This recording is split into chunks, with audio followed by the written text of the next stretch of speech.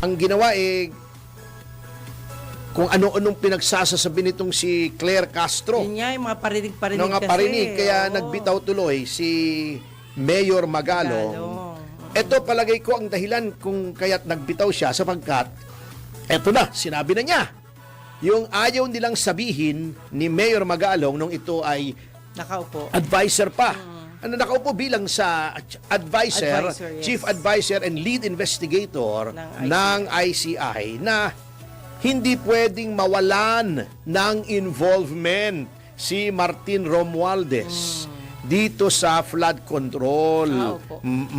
At sabi niya, hindi dapat matapos o magkaroon ng yung ending niyan ay hindi lamang kay dating Representative Zaldico, kundi hanggang kay Romualdez. Kasi sabi niya, imposibleng hindi alam ni then Speaker Romualdez ang ginagawa ng mga tao niya. At tama naman eh. O, tama naman eh.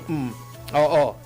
At talamak itong practice na ito, hindi lamang with Zaldico, ay sa napakaraming mga congressmen na ayaw nilang idawit. Gusto nila yung mga senador kasi nga meron pa rin hindi pa rin nila ina-abandon yung kanilang plano na ipa-impeach na muli si Vice President Sara Duterte. Yan. Oo. Sabi nga ni Mayor Magalong, at ito siguro yung mga nakuha na niyang impormasyon nung nakaupo pa siya sa ICI, ang daming scheme daw sa loob ng House. Nagbebentahan daw talaga ng mga kontrata, yung mga sinasabing SARO, di ba? Booking na. Hindi na pwedeng Di ba? Yung mga SARO, ano ba yung SARO? Special Allocation Release Order ba yun? I-correct me if I'm wrong. Hindi ko masyadong maalala eh. Tama, ang alam kong siguro. SARO, si Bicol Saro eh. Okay. Bicol, di ba si, ano yun? Si Boy Badoodles, si Terry Didon. Bago sinabi ni Mayor Magalong, pulis yan eh. Opo. Alam niyan yung mga criminal minds. Baka si Romualdez daw ang nagpapayo o nag-uudyok kay Zaldico na wag nang bumalik sa Pilipinas upang hindi na lumabas pa, sumabog pa yung involvement ni Romualdez. At sabi niya, nako, siguradong hindi na babalik yung si Zaldico. Yan. Kasi maiipit lalo si Romualdez, sabi ni Mayor Magalong. Okay. Nung tinanggap kasi ni Speaker D yung resignation ni Zaldico, sabi niya, hindi, dapat accountable ka rin. Paano accountable kung wala rito? Di ba? Kami pinagluloko nyo. Anyway, si Magalong hanggang, well, hindi naman natin na siya ay sinisisi sapagkat baka yun lang ang kanyang extent ng kanyang impormasyon. Pero itong isang mambabatas, si Congressman Titinho, si Tonching Tinyo, hindi siya tumigil. Eto, kongresista to, baka may inside info siya. Although, eto, lagi ako nagdi-disagree dito kay Congressman Tinyo. Pero, sabi nila, even a broken clock is right twice a day, di ba? Kahit yung sirang relo, twice a day, tama yon. Halimbawa, tumigil siya ng 6 o'clock. O, di tama siya 6 o'clock ng umaga, tama siya 6 o'clock ng gabi. Oh, yeah. Pero sira pa rin siya. Pero paminsan-minsan, tumatama. Sabi niya, yun ang diniscuss natin kahapon, di ba? Yung unprogrammed appropriations. Na ang Pangulo talaga naman ang nag-a-approve ng release ng mga UA. Yung unprogrammed appropriations. At sabi rin ni Congressman Tinyo, bilang siya ang pumipirma sa General Appropriations Act. At syempre, ang Pangulo naman, hindi mo naman pikit mata na pipirmahan yan. Kasi may veto power ka eh. Actually, explain po natin yan, hindi lang naman ng GAA. Lahat ng batas na pinapasa ng both houses ay tinatransmit yan, yung enrolled bill. Yung sabihin, eto na yung final final na to. Ilalagay na natin ito sa journal ng Kongreso. Final na ito. Yun ay ipadadala sa Malacanang kasi ang last step in how a bill becomes law is yung lagda ng Pangulo. Ayun, final say Yan. yun. Hindi naman pikit mata na yang kahit anong ipadala ng lehislatura sa Malacanang ay lalagdaan ng Pangulo. Ayun. May staff yan, kaya nga mayroong executive secretary, di ba? Opo. Oo. Ang executive secretary ngayon ay, although hindi naman requirement sa batas, ng executive secretary ay abogado, Opo. hindi lamang abogado po ang executive secretary ngayon. No less than a former Chief Justice Wow. ng Korte Suprema. Mabigat. Si E.S. Lucas Bersamin. Bersamin. Oh, yeah. Meron siyang Chief Presidential Legal Counsel. Iyo. Mabigat din si Juan Ponce Enrile, dating Secretary of Justice, dating Customs Commissioner, Yes. dating DND Secretary, naging senador ilang beses, o di ba? O, meron din siyang Secretary of Justice, si Boying Remulla, pero kalimutan na natin yon. Wala man nangyari. Yes, sir, lang ang sasabihin noon pag sinabing bend the law. Meron din, magaling din naman ito, balita ko itong Solicitor General niya. Opo. Ang Solicitor General kasi po, ang abogado, ang legal counsel ng Republika, ng state. And the head of state is the President. Ang daming magagaling na abogadong pwedeng pagdaanan ng batas. A-advisean siya, sir, okay to. Ayos. Sir, hindi okay to. Di ba? May mga na-veto na. Hindi lamang sa GAA. May veto, may mga vinito na mga batas ang presidente na hindi niya nilagdaan. In which case, kailangan bumalik sa Start. sa legislature at pwede mo namang i-override ang veto ng 2/3 vote. Pero ibang usapan na yung procedure na yan. Yan ang tinatawag natin under a constitutional government na check and balance. Kasi di ba tatlong departments? Opo. Executive, legislative, judiciary. Yung para hindi maging masyadong powerful ang any branch at para mayroong susuheto, kumbaga, di ba?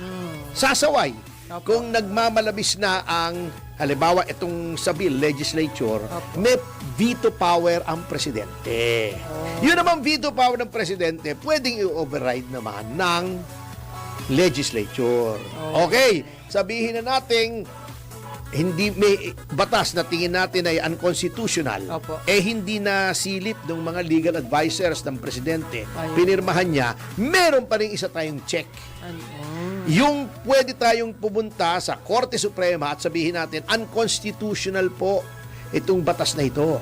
Pwede pang ipawalang bisa at marami nang nangyaring ganyan. Okay. Di ba? Yung Truth Commission Yes. ni Pangulong Aquino, di ba, Opo. in-invalidate. Oh. Hindi naman pala batas yun, I'm so sorry. Executive order. Pero maraming batas. Ilang provision noong Cyber Libel Act na naging subject ng isang kaso sa Supreme Court, ini-strike down, unconstitutional daw. Marami po, marami. Maraming ini-strike down ang Korte Suprema. Yun naman ang check. Kung hindi na check ng Pangulo, yung legislature, ay yun naman ang check ng taong bayan, judiciary. Ayun. Pero hindi pwedeng ang judiciary ay siya mismo Yeah. ang magsabing, uy, unconstitutional yan. Hindi pwede yun. Opo. Dapat may maghain ng demanda. Baka yung advisor niya nakalimutan, na overlook. And minsan talaga, kanya-kanyang opinion yan eh. So, Na-overlook. minsan na-overlook, minsan ibang opinion nila. So, Opo. okay lang naman. So, ang sinasabi ni Tonching, hindi, Tonching, di ba palayaw talaga niya? Nino? Antonio Tino eh. Si Tino. Tonching Tino. Oo. So, sabi niya, since ang Pangulo ang umipirma ng GAA, and in fact, yung 2025 GAA ay may mga vinito siya pero kakurampot lamang sa mga insertion, pagka nilagdaanan niya yon, ibig sabihin, number 1, payag siya Ayun. sa mga insertion na yon. At number 2, siya pa rin ang nagre-release, hindi naman ang legislature. Okay. Yun pala. Okay. Di ba?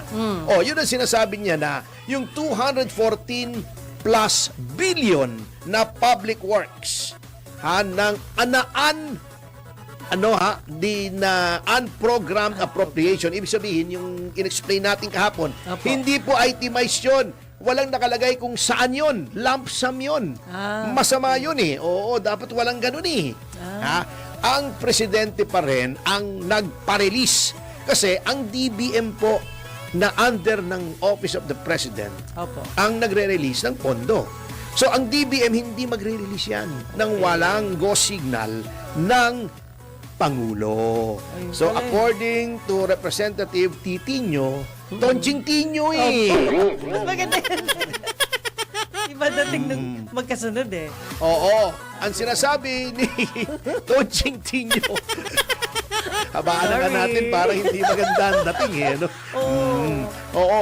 Na yung sinasabi daw ni Secretary E.S. Bersamin Yan. na walang kinalaman ang Pangulo sa pag-release ay hindi daw tama. At palagay ko palagay ko sa puntong ito ay agree Yeah. with Congressman Tinyo. Yan wala nang Yeah. tiya, wala nang tiya. Kasi may mga batang nanonood eh, Oo. di ba? Yeah. Oo. Kasi talaga naman yung sinasabi ng mga nagdedepensa kay Pangulo na hindi lump sum yun, mali po yun. Lump sum po yun, ang program nga eh. Kaya nga bad idea yan. Kaya nga nagagalit si Toby Chanco na mayroong unprogram na insertion kasi nagiging parang slush fund nga eh. Oh, kita mo ha? Yung sinasabi natin, di ba, sinabi na natin yan, yung Chapter 5, Section 35 of the Opo. Administrative Code, ha?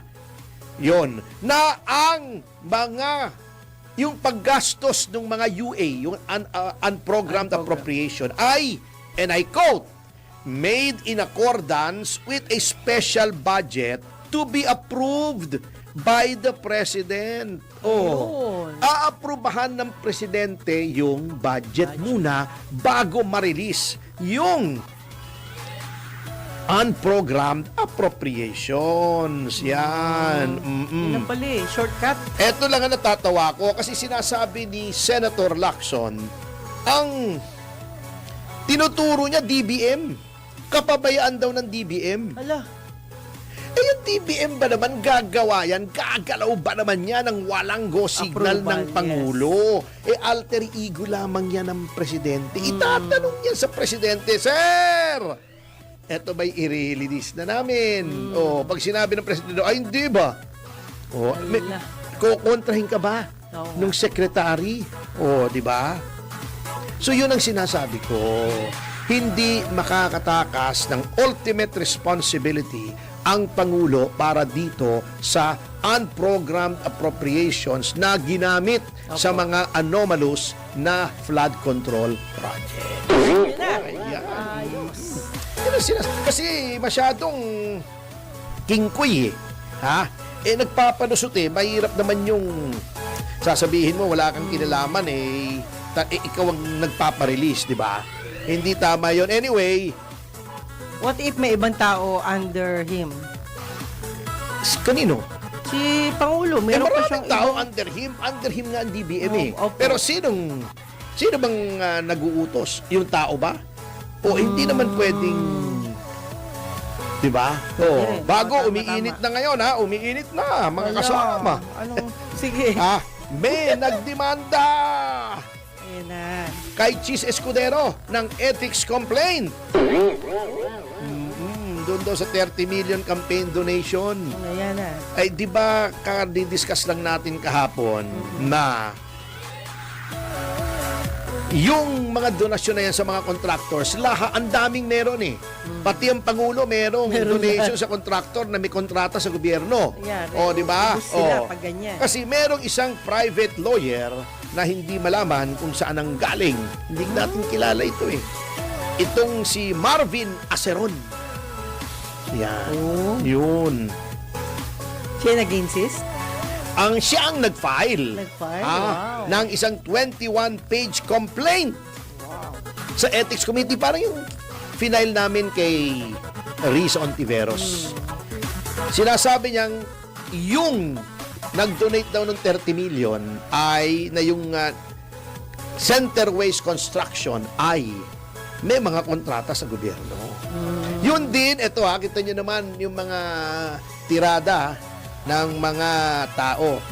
After nag-privilege speech si Senator Escudero laban kay Martin Romualdez, the next yun na. day, yung COMELEC chairman na natin na napakagaling na hindi sinusunod yung halal ng taong bayan, 2.3 million Duterte Youth, hindi mo paupuin.